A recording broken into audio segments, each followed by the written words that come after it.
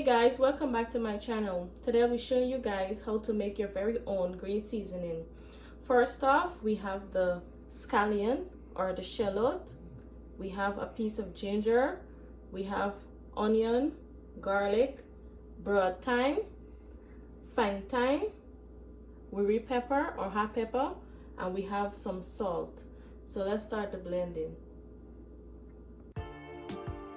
Okay guys, to help with the blending process, you need to pour some water inside of the blender.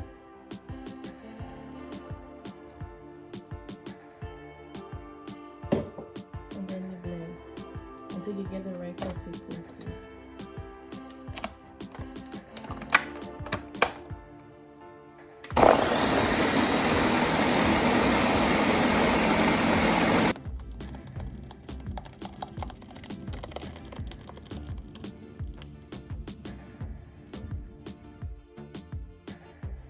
There you have it guys, your very own green seasoning.